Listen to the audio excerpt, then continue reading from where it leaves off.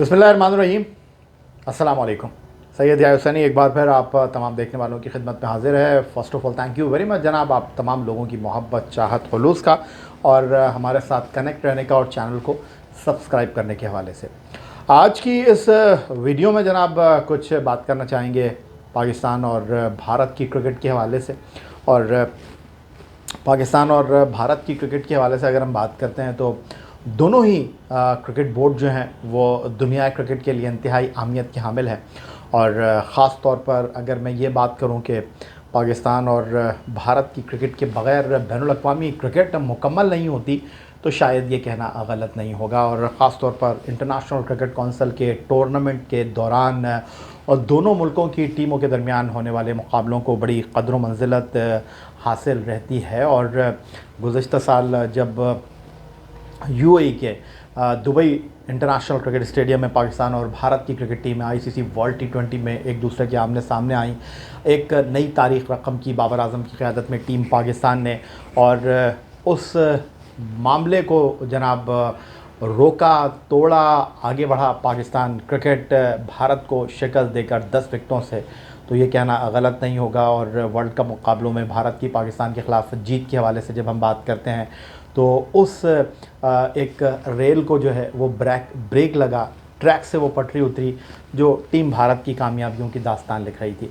लेकिन उसके अलावा अगर हम बात करते हैं इंडियन प्रीमियर लीग की, 2008 में उसका पहला एडिशन मुनक्किद हुआ और वहाँ पर पाकिस्तान के कई खिलाड़ियों ने अपनी कारकर्दगी का शानदार मुज़ाहरा किया, रंग जमाया अपने खेल से, तो ये कहना गलत नहीं होगा। फिर दोनों मुल्कों के ताल्लुकात और भारतीय क्रिकेट बोर्ड ने पाकिस्तान के कमेंटेटर्स को तो बुलाया, पाकिस्तान के अंपायर्स को तो बुलाया, लेकिन इंडियन प्रीमियर लीग में फिर हमने देखा कि पाकिस्तान के खिलाड़ी नहीं खेले। अब उसके बरक्स अगर हम पाकिस्तान क्रिकेट बोर्ड की बात करते हैं तो पाकिस्तान क्रिकेट बोर्ड ने हमेशा जनाब खेल को सियासत से अलग रखा। और पाकिस्तान क्रिकेट बोर्ड ने आखिरी मरतबा टी20 और वनडे सीरीज़ के लिए 2012-13 में भारत का दौरा किया। वनडे सीरीज़ में मिसबाह उल हक की क़यादत में टीम पाकिस्तान ने कामयाबी हासिल की। मोहम्मद हफीज़ की क़यादत में 2 टी20 मैचों की सीरीज़ 1-1 से अपनी बराबरी पर ख़त्म हुई। ओवरऑल अगर देखा जाए तो पाकिस्तान क्रिकेट और इंडिया क्रिकेट में जो सियासत का किरदार है उसको भी हम पसे पुश नहीं डाल सकते। खिलाड़ियों के दरमियान आपस की चपखलिश, ग्रुप बंदी और उसके अलावा कप्तानी की जंग, ये वो कहानियाँ हैं जो कि शायद दोनों सतह पर हमें मौजूद दिखाई देती हैं। और कहाँ से बात शुरू करूँ और कहाँ से ख़त्म करूँ, एक लंबी दास्तान है। फ़िलहाल अगर भारतीय क्रिकेट बोर्ड की हम बात करते हैं तो इस वक्त टॉक ऑफ द टाउन जो चीज़ है वो जनाब भारतीय क्रिकेट टीम के इस वक्त नंबर 1 बल्लेबाज विराट कोहली हैं, जो कि आईसीसी की साल 2021 की वनडे टीम में शामिल नहीं हैं। और उन्होंने पहले कहा कि वो एक दिन की क्रिकेट की क़यादत नहीं करेंगे, टी20 क्रिकेट की। और उसके बाद सौरव गांगुली जो भारतीय क्रिकेट बोर्ड के सरबराह हैं, माजी में भारतीय क्रिकेट टीम की क़यादत कर चुके हैं, उनको मुश्किल सूरत हाल का सामना करना पड़ा विराट कोहली की उस प्रेस कॉन्फ्रेंस के बाद, जिसमें उन्होंने इस बात का खुलासा किया कि जनाब मुझसे तो सिर्फ 10 मिनट पहले टीम की सिलेक्शन पर बात हुई और मुझे सिर्फ बताया गया, मुझे ये नहीं बोला गया कि जनाब आप टी20 की क़यादत नहीं कर रहे तो आप वनडे की क़यादत भी नहीं करेंगे। लेकिन इस तमाम सूरत हाल में विराट कोहली ने जनूबी अफ्रीका में टीम इंडिया को लीड भी किया।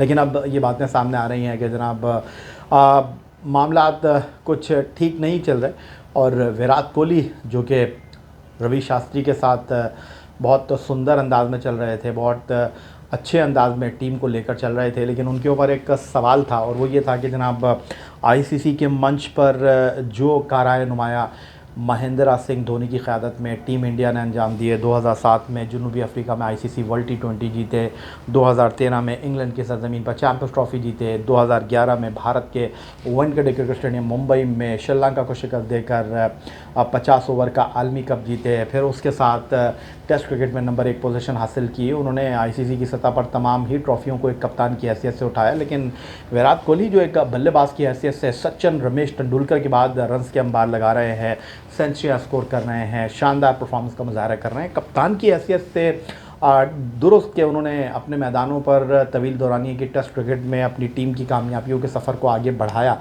लेकिन एक कप्तान की हैसियत से आईसीसी की सतह पर वो ट्रॉफ़ी उठाने में उस तरह कामयाब दिखाई नहीं दिए जिस तरह MS धोनी ने एक नई तारीख रकम की। तो ये वो चीज़ थी जो विराट कोहली के लिए मुश्किल सूरत हाल का, मुश्किल समय का सबब बन रही थी। फिर बेंगलोर रॉयल चैलेंजर की उन्होंने क़यादत भी की, वहाँ पर भी वो एक कामयाब कप्तान की हैसियत से आईपीएल की सतह पर सामने नहीं आए। लेकिन मुंबई इंडियंस की अगर हम बात करते हैं तो रोहित शर्मा एक कामयाब कप्तान की हैसियत से, एक फ्रंट लाइन कप्तान की हैसियत से ट्रॉफ़ी उठाकर अपने आप को मनवाने में कामयाब रहे।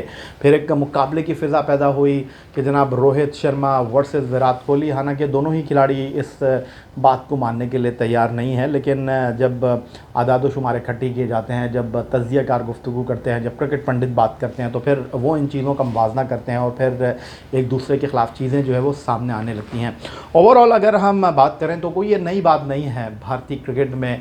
जब एम.एस. धोनी ने टीम को क़यादत के मामले में उठाया, उससे पहले दौर था सौरव गांगुली का। सौरव गांगुली के बाद उस अंदाज़ में टीम को लेकर कप्तान की हैसियत से नहीं चल सके वॉल ऑफ इंडिया कहलाने वाले राहुल द्रविड़, जो एक कोच की हैसियत से सामने आए हैं। लेकिन कोच की हैसियत से सामने आने के बाद अगर ये कहें कि चीज़ें उनके लिए इतनी सहल दिखाई नहीं दे रही, इतनी आसान दिखाई नहीं दे रही, तो शायद ये कहना गलत नहीं होगा।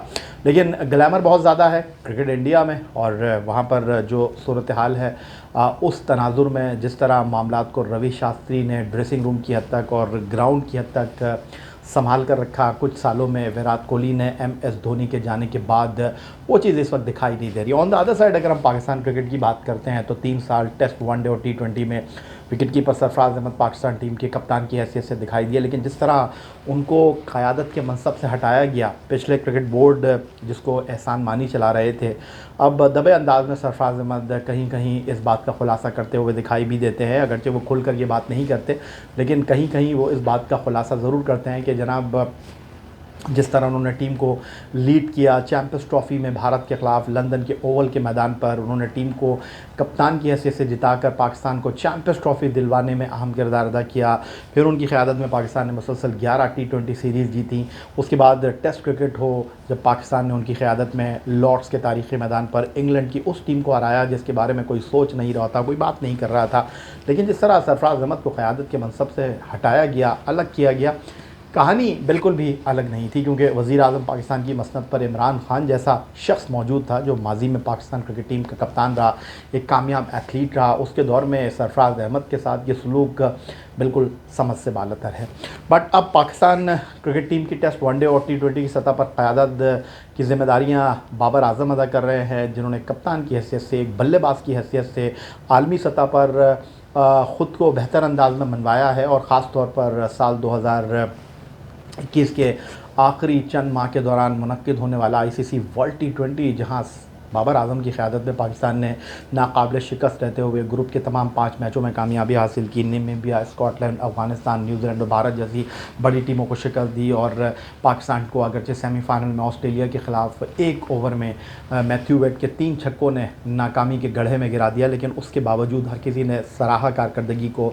300 से ज़्यादा रन बाबर आज़म ने एक बल्लेबाज की हैसियत से बना कर ये साबित किया कि सिर्फ वो कप्तान नहीं, एक अच्छे बल्लेबाज भी हैं। लेकिन जिस तरह विराट कोहली की कप्तानी का सूरज भारत में ग़ुरूब हो रहा है, बाबर आज़म की क़यादत का जो सूरज है वो जनाब बैनुल अक़वामी सतह पर शानदार अंदाज में तुलू हुआ है। न सिर्फ पाकिस्तान की सतह पर उनको माना गया, उनकी कदर व मंजिलत में इजाफ़ा हुआ, उनके कद में इजाफ़ा हुआ, बल्कि जिस तरह इंटरनेशनल क्रिकेट कौंसिल ने साल 2021 की आईसीसी वर्ल्ड टी20 की बेहतरीन टीम की कप्तानी बाबर आज़म को दी, फिर साल 2021 की जो one day team of the year थी उसका कप्तान बाबर आज़म को बनाया गया। बाबर आज़म के कंधों पर ज़िम्मेदारियों का बोझ बढ़ता जा रहा है, और डेफिनेटली आने वाला साल बाबर आज़म के लिए किसी चैलेंज से कम नहीं होगा, जहां पाकिस्तान को होम सीरीज़ में बड़ी टीमों को हैंडल करना है। और उससे पहले पाकिस्तान सुपर लीग जो आइंदा चंद दिनों में कराची में शुरू होने जा रहा है, फिर सेकेंड लेग कदाफ़ी स्टेडियम लाहौर में मुनक्किद होना है। पहली मरतबा पाकिस्तान सुपर लीग में कप्तान की हैसियत से बाबर आज़म टॉस का सिक्का उछालते हुए हमें पिच के वस्त में दिखाई देंगे, कराची किंग्स की क़यादत करते हुए हमें दिखाई देंगे। लेकिन अगर मैं ये कहूँ कि उनके लिए एक नया सफ़र शुरू हो रहा है, एक नया चैलेंज, एक कड़ा इम्तिहान, कठिन इम्तिहान शुरू हो रहा है, तो शायद ये कहना गलत नहीं होगा, क्योंकि एक बल्लेबाज की हैसियत से, कप्तान की हैसियत से बाबर आज़म को कई चैलेंजेस का सामना है। एक तरफ लाहौर कलंदर के शाहीन शाह अफरीदी हैं, एक तरफ पेशावर ज़ल्मी के वहाब रियाज़ हैं, जो एक बार फिर कौमी टीम में वापसी के लिए पड़ तोल रहे हैं, जिन्होंने कहा कि पाकिस्तान से उनका सफ़र अभी ख़त्म नहीं हुआ। फिर एक तरफ कोयटा ग्लैडिएटर के सरफराज अहमद हैं, जिनको ख़ुद को मनवाना है, जिनको एक बार फिर दुनिया को ये बताना है कि सरफराज अहमद की क्रिकेट में दम है, सरफराज अहमद एक बार फिर पाकिस्तान से खेल सकते हैं। फिर मुल्तान सुल्तान की क़यादत कर रहे हैं विकेट कीपर मोहम्मद रिजवान, जिन्होंने साल 2021 में T20 क्रिकेट में बैनुल-अक़वामी सतह पर सबसे ज़्यादा रन स्कोर किए। उन्होंने ये कहा कि इस परफॉर्मेंस के बावजूद भी उनको अपने आप को प्रेजेंट करना है, अपने आप को मनवाना है। तो और उसके साथ शादाब खान हैं, जो नायब हैं वाइट बॉल क्रिकेट में बाबर आज़म के। तो बाबर आज़म को अपने ही साथियों से मुकाबले की फ़िज़ा का सामना है। और इस तमाम सूरत हाल में अगर मैं ये कहूँ कि इंडिया पाकिस्तान क्रिकेट की कहानी एक ही अंदाज़ में शुरू होती है, एक ही अंदाज़ में कहानी आगे बढ़ती है, और वहाँ के खिलाड़ियों को भी सर आँखों पर बिठाया जाता है। वहाँ के खिलाड़ियों को और यहाँ के खिलाड़ियों को ख़राब कारकर्दगी पर सिर्फ तनकीद का निशाना बनाया जाता है। अगर मैं ये कहूँ तो शायद ये कहना गलत नहीं होगा। दोनों मुल्कों के अवाम अपनी टीम से, अपने खिलाड़ियों से बेहद मोहब्बत करते हैं, और दोनों की ख्वाहिश यही होती है कि जब भी टीमें मैदान में उतरें, सिर्फ कामयाबी इस टीम के नाम के आगे दर्ज हो। ऐसा मुमकिन नहीं है, जब दो टीमें मैदान में उतरती हैं तो एक जीतती है और एक हारती है। और शायद इसी चीज़ को मद्देनज़र रखते हुए बैनुल-अक़वामी सतह पर क्रिकेट की देखभाल करने वाली इंटरनेशनल क्रिकेट कौंसिल ने एक बार फिर साल 2022 जब ऑस्ट्रेलिया में ICC वर्ल्ड T20 का मेला सजेगा, तो उन्होंने एक बार फिर दोनों ही टीमों को एक ग्रुप में रखकर इस बात को यकीनी बनाया है कि एक तरफ दुनिया के लोगों की तवज्जो दोनों के मुकाबले पर मरकूज़ होगी, और दूसरी तरफ मेलबर्न का मैदान पाकिस्तान और भारत के इस बड़े मुकाबले का मेज़बान होगा, जहां पर लगभग 1 लाख के करीब लोगों के बैठने की गुंजाइश मौजूद है। और ये वही मैदान है जहां पर पाकिस्तान ने 1992 में इमरान खान की क़यादत में आलमी सतह पर क्रिकेट का वर्ल्ड कप जीता था। और अब दुनिया इस बात के इंतज़ार में है कि अब साल 2022 का सबसे बड़ा, सबसे दिग्गज मुकाबला पाकिस्तान और भारत के दरमियान ICC वर्ल्ड T20 में ग्रुप मैच की सतह पर मुनक्किद होगा। आप इस तमाम सूरत हाल पर, इस तमाम गुफ्तगू पर अपनी राय का इज़हार कर सकते हैं, और मुझे आपकी राय का डेफ़िनेटली इंतज़ार रहेगा। लेकिन साथ साथ ये भी कहूँगा कि आप तमाम लोगों की चाहत, मोहब्बत, खुलूस का बेहद शुक्रिया, जो कि हमारे साथ मौजूद रहते हैं। और चैनल को सब्सक्राइब करना मत भूलिएगा। आपकी बहुत ज़्यादा हमें जनाब हमेशा ज़रूरत रहेगी। आपकी मोहब्बत का एक बार फिर शुक्रिया। अगली वीडियो तक के लिए अल्लाह हाफ़िज़।